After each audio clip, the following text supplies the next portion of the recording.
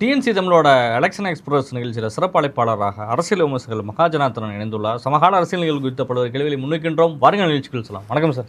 வணக்கம் சார். பரபரப்பான அரசியல் சூழ்நிலை 2026 சட்டமன்ற தேர்தலுக்கு எல்லா அரசியல் கட்சிகளும் தயாராகிட்டு வந்துட்டாங்க. ஆனால் ஒரு தேசிய கட்சி என்டிஏ அலையன்ஸினுடைய அகில இந்தியாவில் அவங்க தான் ஹெட்டு. ஆனால் தமிழ்நாட்டில் அதிமுக அலையன்ஸில் இருக்கிறாங்க.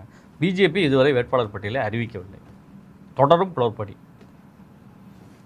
ஆமாம், இது பார்த்திங்கன்னா நம்ம 27 தொகுதிங்கிறதே கம்மி தான் அப்படின்னு பேசிக்கிட்டு இருக்காங்க. இப்போது இது ஏன் இப்போ பேசுகிறாங்கன்னு தெரியல. ஏற்கனவே இது பேசியிருக்கலாம், 40 தொகுதி 45 தொகுதி வாங்கியிருக்கலாம் அப்படிங்கிற ஒரு பேச்சுவார்த்தையும் வருது. இப்போ திடீர்னு 27 தொகுதியை கம்மியாக தான் வாங்கிட்டாங்க, இன்னும் கூட வாங்கியிருக்கலாம், வாங்கியிருந்தால் வேட்பாளர்களை நிப்பாட்டிருக்கலாம் நல்லபடியாக அப்படிங்கிற மாதிரியும் பேச்சுவார்த்தைகள் வருது. இருந்தாலும் தொடர்ந்து இந்த குளறுபடிகளுக்கு காரணம் அண்ணாமலை அப்படிங்கிற ஒரு அண்ணாமலையினால இது குளறுபடி ஆகலை, பட் அண்ணாமலைக்கு பிரதிநிதித்துவம் கொடுக்கல அப்படிங்கிறதுனால இந்த கன்ஃபியூஷன் இருக்குது ஏன்னா முந்தா நாள் பார்த்தீங்கன்னா பியூஷ் கோயல் வந்தாங்க, ஆல்மோஸ்ட் ரெடியாகி அன்றைக்கி டிக்ளேர் பண்ண வேண்டிய ஒரு பொசிஷனில் அண்ணாமலை எங்கேன்னு கேட்டிருந்துருக்கிறாக ஒரு தகவல் வருது. அண்ணாமலை பாண்டிச்சேரியில் இருக்காருனால அவர் வந்தால் தான் ஸ்டேஜ் ஏறுவேங்கிற மாதிரியும் சொல்லி பார்ட்டி ஆஃபீஸுக்கே வராமல் பியூஷ் கோயல் தவிர்த்து அவர் அங்கேருந்து ஒரு ஹெலிகாப்டரை பிடிச்சி இறங்கி பாண்டிச்சேரியிலேருந்து சென்னைக்கு அதுக்கப்புறம் அவரை ஸ்டேஜில் உட்கார வச்சு தான் இந்த குற்றப்பத்திரிகைன்னு ஒன்று அதோட நிப்பாட்டிக்கிட்டாங்க. அன்றைக்கி குற்றப்பத்திரிகையோடு சேர்ந்து கேண்டிடேட் லிஸ்ட்டும் வர வேண்டியது. பட் அண்ணாமலையுடைய அப்சர்வேஷன் வேலிடாக இருந்ததுனால தான் என்னமோ அந்த கேண்டிடேட் லிஸ்ட்டும் இது பண்ணாமல் கிளம்பி போயிருக்காங்கிறதா என்னுடைய இதுவாக தெரியுது. அண்ணாமலை இந்த எலெக்ஷனை போட்டிட்டு வர மாட்டாங்க. இதில் ஒரு விஷயம் பார்க்கணும் நம்ம, என்னென்னா அண்ணாமலை இந்த எலெக்ஷனில் போட்டியிடணும். அண்ணாமலை போட்டியிடலைன்னா அண்ணாமலையை தவிர்த்து பாரதிய ஜனதா அப்படின்னா இன்றைக்கி எனக்கு தெரிஞ்சு நிதர்சனமாக ஒரு விசிபிலிட்டி கிடையாது. என்னதான் இருந்தாலும் அப்படிங்கிறது, அதாவது என்னதான் நாங்கள் 2014 18% வாங்கினோம், அண்ணாமலை இப்போ 18% தான் வாங்கினாங்க, தனித்தா 11%, 18% இவங்க வாங்கினது அப்படின்னா லாஸ்ட் பார்லிமெண்ட் எலெக்ஷனில் அதாவது பாரதிய ஜனதா தலைமையில் 18%, 2014 நாங்கள் 18% வாங்கினோன்னா 5 தொகுதியில் போட்டிட்டாங்க, ஒரு தொகுதியில் ஜெயித்தாங்க. அதில் 18%ங்கிறது அன்னைக்கு கூட்டணி தலைமைங்கிறது விஜயகாந்த் தலைமையாக வச்சு அந்த முன்னிறுத்தி நடத்தப்பட்ட தேர்தல். இந்த எலெக்ஷன் தான் இந்த 11% ஓட் அப்படின்னு இவங்க வாங்கினது, தனியாக 11% ஓட் ஷேர் வாங்கினது அப்படிங்கிறது அண்ணாமலையினால தான். அது என்னதான் எவ்வளவு தலைவர்கள் வளர்த்து கொண்டு வந்தாலும் அது பிஜேபிக்காக பிஜேபி அண்ணாமலை கொண்டு வந்ததுனா 11% தான். ஓவராலாக 18%ங்கிறது இந்த பீரியடில் வந்தது. இது அன்கிளைமபிள். இந்த கிரெடிட் கோ எப்பொழுதுமே அண்ணாமலைக்கு தான் போகணும். அதில் மாற்றுக்காரு. அண்ணாமலை தவிர்த்து அப்படிங்கும்பொழுது இன்றைக்கி இவங்க ஒரு உதாரணத்துக்கு ஒன்று சொல்கிறேனே, 27 தொகுதிகள் வாங்கியிருக்காங்க. இந்த 27 தொகுதியிலையும் இன்றைக்கி அண்ணாமலையோட இது என்னென்னா, அண்ணாமலை எந்த தொகுதியினாலும் ஜெயிப்பார். ஆனால் இப்போ இருக்கிற மாநில தலைவரோ இதற்கு முன்னால் இருந்த மாநில தலைவர்களோ இதில் ஜெயிப்பாங்க அப்படின்னா ஒரு கேள்விக்குறி. அவங்கவுங்களுக்கு ஒவ்வொரு தொகுதின்னு ஒதுக்கிட்டாங்க. அந்தந்த தொகுதியில் ஜெயித்தால் தான் அவங்களால ஜெயிக்க முடியும். இன்றைக்கி நயனா நாகேந்திரன் சாத்தூரை தவிர்த்து மயிலாப்பூரில் நின்னா ஜெயிக்க முடியுமான்னா $1 மில்லியன் கொஸ்டின். முடியாது. தமிழிசை அவர்கள் மயிலாப்பூர் இன்னைக்கு இவங்கெல்லாம் இங்கே நிற்க போகிறாங்கன்னு ஒரு அனுமானத்தில் நம்ம பேசுகிறோம். என்ன இதே மாதிரி மயிலாப்பூர்லேருந்து இவங்க போய் நாளைக்கு ராதாபுரத்துலேயோ இவங்களுக்கு ஒதுக்கப்பட்ட தொகுதியான ராதாபுரத்துலேயோ இல்லை இதுலேயோ எங்கேயா போய் நிற்கிறாங்கன்னா ஜெயிக்க முடியாது. நின்னா ஜெயிக்க முடியுமா? ஆனால் அண்ணாமலை கோவை வடக்கில் நின்னாலும் ஜெயிக்கலாம், மொடக்குறிச்சியிலும் ஜெயிக்கலாம், மயிலாப்பூர்னாலும் ஜெயிக்கலாம். இப்படி ஒரு ஃபிகர் உருவானது அண்ணாமலையினால தான். பிஜேபிக்கு இப்படி ஒரு இன்னைக்கு நெகோஷியேட் பண்ணி இன்னைக்கு ஒரு ஸ்டேஜுக்கு வந்திருக்காங்க. இந்த ஸ்டேஜுக்கு வர்றது அண்ணாமலைங்கிறத மறுக்க முடியாது நம்ம. ஆனால் அண்ணாமலை ஏபி முருகானந்தருக்காக கேட்குறாரு. இது மாதிரி நிறையா பேருக்கு அவர் ஒரு லிஸ்ட் அவுட் பண்ணி கொடுக்குறாரு. ஆனால் அது எல்லாத்தையுமே பிஜேபி தலைமை தமிழ்நாடு பிஜேபி தலைமை புறக்கணிச்சிட்டாங்க அப்படிங்கிற ஒரு ஆதங்கமும் அவர்கிட்ட இருந்துட்டு தான் இருக்குது. ஆமாம், அதாவது அவருடைய கேண்டிடேட் அதாவதுங்க இன்னைக்கு விஜய் முன்னாடி ஒரு ஃப்ரண்ட் எண்ட் பண்ணி நிற்கிறாப்புல, இன்னைக்கு தவிர்க்க முடியாத சக்தியாக இந்த அரசியல் களத்தில் நிற்கிறாப்புல. அந்த விஜயை எதிர்த்து கண்டெஸ்ட் பண்ணக்கூடிய கெப்பாசிட்டி அப்படிங்கும்பொழுது சோகால்டு டிஎம்கேவாக இருக்கட்டும் அதிமுகவாக இருக்கட்டும் அவங்களுடைய ஸ்ட்ராட்டஜியில் இருப்பாங்க. பட் இதை தவிர பிஜேபிக்குன்னு வரக்கூடிய ஓட்டுகள், அதாவது விஜயோட ஆதரவாக போகிற ஓட்டுகளை தவிர்த்து பிஜேபிக்கு வரக்கூடிய ஓட்டுகள் அப்படின்னு பார்க்கும்பொழுது அது அண்ணாமலை சொல்லக்கூடிய, நீங்கள் சொல்கிற மாதிரி ஏபி முருகானந்தத்துக்கு திருப்பூர் தெற்கு ரொம்ப மெனக்கடுறாங்க. அது கண்டிப்பாக அவங்களாம் வின்னிங் கேண்டிடேட் தான். அண்ணாமலையுடைய ஸ்ட்ராட்டஜி என்னென்னா 40லேருந்து 50 தொகுதி வாங்கியிருக்கணும், வாங்கி நின்று இருக்கணும், 40 தொகுதியாவது குறைந்தபட்சம் நின்று இருக்கணும். இந்த 40 தொகுதிக்கும் அவர் கேண்டிடேட் அவருடைய தலைமையில் இருந்தபொழுது நான் கேள்விப்பட்ட வரைக்கும் இந்தந்த தொகுதிக்கு நீங்கள் வேலை பாருங்கள், இந்தந்த தொகுதி நீங்கள் எம்எல்ஏ எலெக்ஷனில் நிற்கணும்னு சொல்லி அவங்க வேலை பார்த்துக்கிட்டு இருந்திருக்காங்க. ஏபி முருகானந்தமாக இருக்கட்டும், இப்போ வாசுதேவநல்லூருக்கு தேவையான ஆனந்த ஐயாசாமியாக இருக்கட்டும், ஆமாம் வேளச்சேரி சூர்யாவாக இருக்கட்டும், ஈவன் வினோத் செல்வமாக இருக்கட்டும், இவங்கெல்லாம் வந்து இந்த தொகுதிகள். ஆனால் என்னங்க, அதாவது சீனியர் பார்ட்டி லீடர்ஸ் இதே தாங்க. காங்கிரஸ் ஓரளவுக்கு இன்னைக்கு ஒன்றுமே இல்லாமல் தமிழ்நாட்டில் போனதுக்கு காரணமே சீனியர் பார்ட்டி லீடர்ஸோட டாமினேஷன் தான். எப்பயா இருந்தாலும் ப. சிதம்பரம் வரணும், எப்பயா இருந்தாலும் சோசரநாத் ஜெயப்பன் வரணும், எப்பயா இருந்தாலும் சீனியர் லீடர்ஸ் வரணும் தான் இன்னைக்கு வந்து ஆல்வேஸ் வந்து திமுகவுடைய ஒரு அங்கமாகவே அவங்க போயிட்டாங்க. அதே வேலையை தான் இன்னைக்கு பாரதிய ஜனதா பார்க்குதோ அப்படிங்கிற ஒரு எண்ணம் ஏற்படுது. சீனியர் லீடர்ஸ் இப்போ வந்து கோவை வடக்கில் வானதி அக்கா நிற்கணும், அவங்க நின்னா ஜெயிச்சிருவாங்க. அதே மாதிரி அவங்கவுங்களுக்கு இந்த 4-5 சீனியர் லீடர்ஸு அவங்கவுங்க நிற்கிற தொகுதியோடையும் ஜெயிச்சா போகிறோம், மற்ற புதிய தலைவர்கள் உருவாகக்கூடாதுன்னு இவங்க நினைக்கிறாங்களோ அப்படிங்கிற ஒரு எண்ணம் தான் இதை பார்த்தா தோணுது நம்மளுக்கு. ஒன்னாரே எம்எல்ஏ சீட் கேட்டிருக்காருங்க.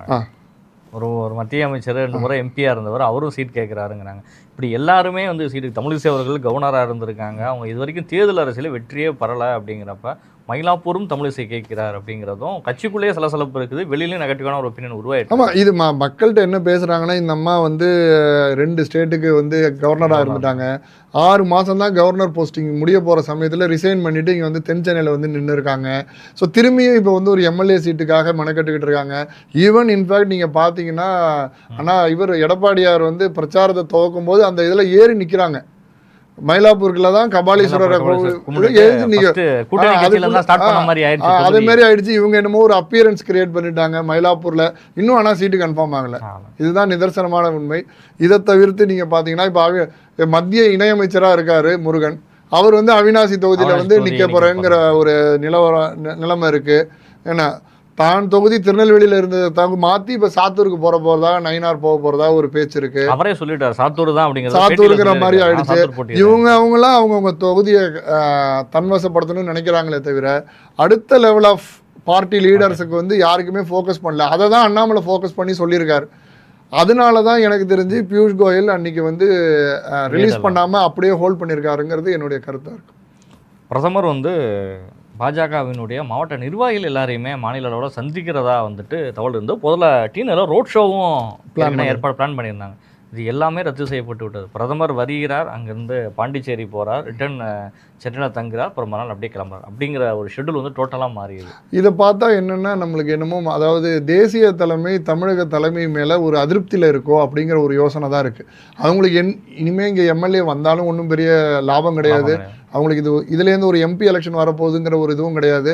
அதனால் என்னை பொறுத்த வரைக்கும் என்னென்னா பியூஷ் கோயல் வந்து அனௌன்ஸ் பண்ணாமல் திரும்பி போனது, இப்போ நீங்கள் சொல்கிற மோடியோடைய அவர்களுடைய பயணத்திட்டங்கள் இது எல்லாமே வந்து பார்க்கும்பொழுது எனக்கு என்னமோ தேசிய தலைமை வந்து தமிழக தலைமை மீது ஒரு அதிருப்தியில் இருக்காங்க. இவங்களுடைய சீனியர் லீடர்ஸ் எல்லாரும் சேர்ந்து ஏதோ பாலிடிக்ஸ் அவங்களுக்குள்ளேயே ஒரு உள்ளடி வேலை பார்க்குறாங்களோ அப்படிங்கிற ஒரு எண்ணத்தை உருவாக்கியிருக்காங்க அப்படிங்கிறது ஒன்று நிதர்சனமாக தெரியுது. 3 நாட்கள் தான் இருக்குது. 6ஆம் தேதியோட வேட்புமனு வந்துட்டு முடியுது. காங்கிரஸ் கூட இன்று இரவு அறிவித்துருவாங்கன்னு ஒரு வாய்ப்பு இருக்கிறதா வந்துட்டு சிஎம்ஏ பேசியிருக்காரு, நேற்றும் பேசியிருக்காரு, இன்றைக்கும் பேசியிருக்காரு. பிஜேபி தவிர நாளைக்கு வெளியிடுவார்கள், பியூஷ் கோயல் வந்து வெளியிடுவார்னு சொல்லியிருக்காங்க. கோயம்புத்தூர் வந்த பிரதமரை வரவேற்கக்கூடிய குழுவில் கூட அண்ணாமலை பேர் அது ரொம்ப வருத்தத்துக்காக. என்றைக்குமே அவங்க புரோட்டோகால் லிஸ்ட்டில் முன்னாள் தலைவர்களுக்கு எப்போதுமே ப்ரியாரிட்டி உண்டு இருக்கு. முன்னாள் தலைவர்கள் யாராக இருந்தாலும், இது நீங்கள் இலகணேசன் இன்னைக்கு உயிரோடு இருந்திருந்தாலும் அவருக்கு ஒரு புரோட்டோகால் படி கொடுத்து தான் ஆகணும். இவங்க 19 பேர் லிஸ்ட்டை கொடுத்து அதில் அண்ணாமலை இதுலேயுமே நீங்கள் அதுக்கு ஒரு ப்ரெஸ் மீட்டில் கொடுத்ததை பார்த்தீங்கன்னா தெரியும். நயினார் அவர்கள் கொடுத்த ப்ரெஸ் மீட்டு பார்த்தீங்கன்னா அண்ணாமலை பேர் ஏன் இல்லை, நாங்கள் விசாரித்தோம், அவர் கேட்டதாகவே சொல்லலை. நாங்கள் ஃபோன் பண்ணி கேட்டோம், அவர் ஊரில் இருக்கிறதாக சொல்லலை, அதனால் நாங்கள் கொடுக்கலங்கிறாரு. அவர் யாருக்கிட்டேயோ பேசினதாக தான் சொல்கிறாரே தவிர அண்ணாமலைகிட்ட பேசினதாக அவர் சொல்லவே இல்லை. ப்ரெஸ் மீட்லேயே கூட ஒரு ப்ரெஸ் மீட்லேயும் அப்படி தான் நடந்துச்சு. இதெல்லாம் பார்க்கும்பொழுது அண்ணாமலையை இவங்க சீனியர் லீடர்ஸ் எல்லாரும் சேர்ந்து அண்ணாமலைங்கிற ஒரு இமேஜ் உருவாகிடுச்சுங்க தமிழ்நாட்டில். அதாவது பாரதிய ஜனதானா அண்ணாமலை, அவருடைய நடைபயணமாக இருக்கட்டும், அவருடைய இந்த யாத்திரைகள், இவர் வந்து எதிர்க்கிற விதம், திராவிட முன்னேற்ற கழகத்துக்கு எதிர்க்கிற விதம், இது எல்லாம் வந்து ஒரு ட்ரெண்ட் செட் ஆன மாதிரி ஆயிடுச்சு அண்ணாமலைக்குன்ட்டு. அந்த இமேஜை இவங்க உடைக்கணும்னு நினச்சாங்கன்னா அது நெகட்டிவ் இம்பேக்டாக தான் போகுமே தவிர ஒரு பாசிட்டிவாக வர முடியாது. என்ன இவங்க 4 பேரும் ஜெயிக்கலாம், அதுதான் நடக்குமே தவிர திரும்பி இதே 4 எம்எல்ஏக்கள் தான் உள்ளே போவாங்களே தவிர அண்ணாமலையை தவிர்த்து பாரதிய ஜனதா தமிழகத்தில் அரசியல் பண்ணணும்னு நினைக்கிறது வந்து ஒரு அபத்தமான ஒரு இதுவாக தான் இருக்குன்னு எனக்கு தோற்றம். எஸ்வி சூர்யாவும் விரக்தியில் இருக்கார், வினோஜ் பி செல்வமும் விரக்தியில் இருக்கார். இப்படி கட்சியில் வந்துட்டு நிறைய தலைவர்களும் சொல்லிக்கிட்டே இருக்கிறாங்க. எல்லாருமே சீட் எதிர்பார்த்துருந்து காத்திருந்து சீட் கிடைக்கல அப்படின்னு சொல்லி ஒரு பெரிய பட்டியலே போடலாம் போல அந்தளவுக்கு இருந்துட்டு இருக்கு. இதையும் சமாளித்து பாஜக ஒருங்கிணைஞ்சு இந்த தேர்தலில் வேலை செஞ்சு 27 தொகுதிகளை ஜெயிக்க முடியும்னு நினைக்கிறீங்க? இல்லை, எனக்கு தெரிஞ்சு தேசிய தலைமை, என்னை பொறுத்த வரைக்கும் தேசிய தலைமை வந்தால் வரட்டும் அப்படிங்கிற ஒரு முடிவுக்கு வந்துட்டாங்கன்னு தான் நான் நினைக்கிறேன். இருக்கிற எடப்பாடியார் வந்து ஆட்சிக்கு வந்தால் தான் இனிமேல் உண்டு. இவங்களை எனக்கு தெரிஞ்சு இதில் மெட்டீரியலிஸ்டிக்காக பார்க்கணுன்னா 4-5 எம்எல்ஏ ஜெயிக்கிறதே இன்னும் இது வரைக்கும் சொல்லலை. இவங்க 4-5 பேர் நின்று இவங்க ஜெயிக்கிறது அப்படிங்கிறது. ரெண்டாவது விஷயம், பெரிய இம்பேக்ட் கிரியேட் பண்ணும். அண்ணாமலை எலெக்ஷனில் நிற்கலைனாலுமே ஓட் பாரதிய ஜனதாவுக்கு விட வேண்டிய ஓட்டு விடவே விடாது. அண்ணாமலையே எலெக்ஷனில் நிற்கல அப்படிங்கிற அளவுக்கு ஒரு இமேஜ் கிரியேட் ஆகிடும் நெகட்டிவாக. அதை தவிர்க்கணும்னா இவங்க அண்ணாமலைக்கு எங்கே நின்னாலும் ஜெயிக்க போகிறார் அண்ணாமலை. இதில் போன எலெக்ஷனில் it is a different scenario. போன எலெக்ஷனில் அவர் நின்னதுங்கிறது டிஃப்ரெண்ட் சினாரியோ. அன்றைக்கி அவர் வந்தது புதுசாக ஒரு துணைத் தலைவராக வந்தார், ஒரு அறிமுகம் இல்லாமல். அதுக்கப்புறம் தலைவராகி அவருடைய ஈடுபாடு, அவருடைய ஆக்டிவிட்டியை பார்த்து இன்றைக்கி ஒரு ஒரு ஒரு தன்னெழுச்சியான ஒரு எழுச்சி வந்திருக்கு. அதனால் வந்து அண்ணாமலைக்கு ஏதாவது ஒரு சீட்டை கொடுத்து அவரை நிற்க வச்சு அவருடைய கரிஸ்மேட்டிக்கான ஒரு ஃபிகரையும் யூஸ் பண்ணணுங்கிறது தான் என்னுடைய இது. இல்லாட்டினா இது ரொம்ப கஷ்டம் தான். 5 தொகுதியில் வந்துட்டு தமாக கொடுக்கப்பட்டிருக்கு. 5மே வந்துட்டு அவங்க தாமரை சின்னத்தில் தான் நிற்கிறாங்க. அதுவும் டஃப்பான தொகுதியாக 5 கொடுத்துருக்காங்க. இதெல்லாம் முடியாதுங்கிறத ஃபுல்லாமே பிஜேபிக்கும் தமாகவிற்கும் தாரை வார்த்தை விட்டது அதிமுக அப்படிங்கிற எப்படி பார்க்க? இல்லை, உண்மைதான். அதாவது யுவராஜை தவிர, ஈரோடில் யுவராஜை தவிர எனக்கு தெரிஞ்சு வேற யாருக்கும் அதுக்கான வாய்ப்புகள்ங்கிறது ரொம்ப கம்மி. ஆமாம், இவரு கூட ஒட்டஞ்சந்திரன் தான் விடியல் சார் கொடுத்துருக்காங்க. ஆமாம் ஆமாம். ஸோ அதனால் காம்ப்ரமைஸ் ஆகிட்டாங்க. அதுவும் தாமரை சின்னத்தில் வந்தால் தாமரை சின்னத்தோட ஓட் ஷேரை இன்க்ரீஸ் பண்ணுறதுக்கு தான் இது உதவுமே தவிர மற்றபடி நீங்கள் சொல்கிற மாதிரியே அண்ணா திராவிட முன்னேற்ற கழகம் அதை ஒதுக்கி தான் கடைசி வரைக்கும் கும்பகோணம் தொகுதி தாமரையில் இருந்தது. அதையும் வந்து தேவையில்லாமல் தள்ளி விட்டு அதையும் தமாகக்கு கொடுத்து அதில் ஒரு கேண்டிடேட்டை போட்டு ஏதோ ஒரு ஜெயிக்க வேண்டாங்கிற ஒரு முடிவு பண்ண தொகுதிகள் எல்லாத்தையும் கொடுத்த மாதிரி தான் அதுலேயும் இருக்குது. ஆனால் எடப்பாடி ரொம்ப ஸ்ட்ராங்காகவே வந்து எல்லா இடத்துலையும் பேசிட்டு இருக்காரு. என்டிஏ அலையன்ஸ் பெரிய இம்பேக்டை கிரியேட் பண்ணி ஆட்சியை பிடிச்சிடணும். ஒரு பக்கம் விஜய் போராடமெல்லாம் கூட்டம். இல்லை, இவங்க எல்லாருமே எனக்கு தெரிஞ்சு இவங்களுடைய Vijay it's a surprise factor. இவர் யாரை போய் யாருடைய ஓட்டை பிரித்து யாரை கொலாப்ஸ் பண்ண போகிறாரு, எது ஸ்பாய்லராக நிச்சயமாக இன்றைக்கும் என்னென்னா விஜய் ஜெயிக்கலாம். இம்பேக்ட் அதிகபட்சம் இந்த சிச்சுவேஷன் சினாரியோ மாறுதுன்னா இன்னொரு 2-3 பேர் வரலாம், அவ்வளோதான். விஜய் வந்து 230 தொகுதியிலையும் ஒரு இம்பேக்ட் நிச்சயமாக இரட்டை இலக்க சதவீதங்களான ஓட்டுகளை வாங்குகிறோம் அக்ராஸ் தமிழ்நாடு. இதுதான் இன்றைக்கி இருக்கிற நிலைமை. பட் இவர் வாங்கக்கூடிய 10%, 15% வாக்குகள் ஆன்டி இன்கம்பன்சி ஓட்டு அண்ணா திராவிட முன்னேற்றத்துக்கு போகிறதுக்கு பதிலாக விஜய்க்கு போகும். அங்கே கன்சல்டேட் இங்கே கன்சல்ட் ஆகும். அதே மாதிரி பேரலாக நீங்கள் கவனிச்சிருப்பீங்களா என்னன்னு தெரியல, தாவேகாவோட பெயர் பட்டியல் வெளியிடும் போது இதனால் வரைக்கும் சி விஜயா இருந்தவர் சி ஜோசப் விஜய் ஆயிட்டாரு. வேட்புமனு தாக்கல் பண்ணுறப்பையும் சி ஜோசப் விஜயா தான் தன்னை முன்னிறுத்திக்கிறாரு. இதனால் வரைக்கும் விஜய் லெட்டர் பேடில் முதல்ல ஜோசப் விஜய்னு போட்டார். அதுக்கப்புறம் சம் டிஸ்பியூட் வந்ததுனால ஜோசப்ங்கிற வார்த்தையை எடுத்தார். ஆனால் இந்த எலெக்ஷன் அவங்க தன்னை முன்னிறுத்துக்கிறது ஒரு கிறிஸ்துவராக, அதுவும் அவர் நிற்கிற தொகுதி 2 தொகுதியும் பார்த்தோம்னாலும் திருச்சியிலையும் வந்து அந்த இடம் பெரும்பான்மையான மைனாரிட்டிஸ் இருக்கிற ஓட்டு, பெரம்பூரும் இன்னைக்கு வந்து பெரும்பான்மையான கிறிஸ்டியன் இருக்கிற ஓட்டு. அதனால் தன்னை வந்து அப்படி காமிக்கிறது ப்ரொஜெக்ட் பண்ணுறதுல அதனால என்ன ஆகுது, இது நாள் வரைக்கும் கன்சாலிடேட்டடாக மைனாரிட்டிஸ் ஓட்டு திமுகவில் விழுந்தது பாதி இங்கே போகலான்னு இருக்குது. ஸோ இதுக்கு அது பேலன்ஸ் ஆகிடுமா? அன்டெஸ்டட் அன்ப்ரூவன் ஓட்ஸு யாருக்கு இதை ஸ்பாயில் பண்ண போகிறாருங்கிறது தான் முக்கியமான ஒரு இதுவாக இருக்குது. நம்ம ஏற்கனவே பேசியிருந்தோம், ஒரு 2 இன்டர்வியூ முன்னாடியே நம்ம வந்துட்டு பேசின விஷயம் 1.5 மாதத்துக்கு முன்னாடியே சொல்லியிருந்தோம். நீங்களே தான் சொன்னீங்க ஆம்ஸ்டாங் அவர்கள் மனைவி வந்து போட்டியிடுவாள், பொற்கொடி ஆம்ஸ்டாங் வந்து போட்டியிட போகிறாங்கங்கிறது. இன்றைக்கி அவங்க வேட்பாளராகவே அறிவிக்கப்பட்டு வேட்புமனு இன்றைக்கி தாக்கல் பண்ணிட்டாங்க. அந்த இடம் அதான் அந்த இடத்த பொறுத்த வரைக்கும் இன்றைக்கி அவங்க ஸ்ட்ராங்கான இருக்கிற ஒரு இடம். ரெண்டாவது விஷயம், ஆம்ஸ்டாங்கோடைய கொலை அப்படிங்கிறது, இந்த மரணம் அப்படிங்கிறது இன்றைக்குமே வந்து ஒரு ஏற்க முடியாத ஒரு சம்பவமாக தான் இருக்குது. அதுவும் ரெட்டலை சின்னமே கொடுத்துட்டாங்க. அந்த இடத்துல ரொம்ப டஃப்பான ஒரு இதுதான். பொற்கொடி அவர்கள் ஜெயிக்கிறதுக்கு கூட வாய்ப்புகள் இருக்குது அந்த இடத்துல. திமுகவில் வந்து சீட் வந்து கம்மியாக கொடுத்துட்டாங்கன்னு சொல்லி திருமாவளவன் 2 தடவை வீடியோ போட்டு வருத்தம்லாம் தெரிவித்தார். அதே திருமாவளவன் எம்பியாக வேறு இருந்துட்டு இன்றைக்கி காட்டுமன்னார் கோயிலில் எம்எல்ஏ வேறு நிற்கிறார். எங்கே தொங்கு சட்டசபை அமைமோன்னு அதுதான் அவங்களுடைய கணக்கு. ஏன்னா காட்டுமன்னார் கோயில் அவருடைய பேஸ் அது என்ன. காட்டுமன்னார் கோயில் இன்னொரு விஷயம் என்னன்னா, இன்னைக்கு காட்டுமன்னார் கோயிலில் அவங்களை எதிர்த்து நிற்கிறது பாமக வேற. பாட்டாளி மக்கள் டஃப்பான ஒரு ஃபைட்டு தான். நீங்கள் சொல்கிற மாதிரியே தான். அதாவது எம்எல்ஏ ஆகி ஒரு 5 சீட்டு 6 சீட்டு 120 சீட்டு 110 சீட்டுன்னு வரும்பொழுது தம்ம நெகோஷியேட் பண்ணி மினிஸ்டர் ஆகலாங்கிற ஒரு கணக்கை போட்டுட்டாரு இப்பயே. இல்லைன்னா எதுக்கு இப்போ திடீர்னு அவரே அவருடைய வேட்பாளர் பட்டியல் அறிவிக்கும் பொழுது இதோட சீரியஸ்னஸ் சொல்லி தான் தன்னை வேட்பாளராக அறிவிக்கிறார். கவனிச்சிங்களான்னு தெரியல. காட்டுமன்னார் கோவில் நானே போட்டியிடுகிறேன், வரக்கூடிய சட்டமன்றம் மிக முக்கியமானதாக இருக்கும், தமிழகத்தில் பல மாற்றங்களை ஏற்படுத்தக்கூடியதாக இருக்கும், அதனால தான் நான் காட்டுமன்னார் கோவிலில் வந்து போட்டியிடுறேன் அப்படிங்கிறதையும் மென்ஷன் பண்ணியே சொல்கிறாரு. அவர் தன்னை ஒரு அமைச்சரவையில் இடம்பெறக்கூடிய அளவுக்கு கொண்டு வரலான்னு ஒரு கால்குலேஷனை வச்சு தான் மனசில் வச்சு தான் இதை போட்டியிடுறாரு. ஆனாலும் ஏற்கனவே காட்டுமன்னார் கோவில் அவர் இழந்த தொகுதி, அவர் நின்று தோத்த தொகுதியும் அதுதான். கூட்டணியில் 100 வாக்குகள் தோத்துருக்காரு. ஆமாம், முருகுமாறன் ஜெயிச்சாரு. அதே தொகுதியில் இன்னைக்கு பாட்டாளி மக்கள் கட்சி இவங்களுக்கு ஈக்குவலண்ட்டாக ஸ்ட்ராங்காக இருக்கிற இடம், இன்னைக்கு நேரடியாக மோதக்கூடிய தொகுதியாக அது மாறி இருக்கு.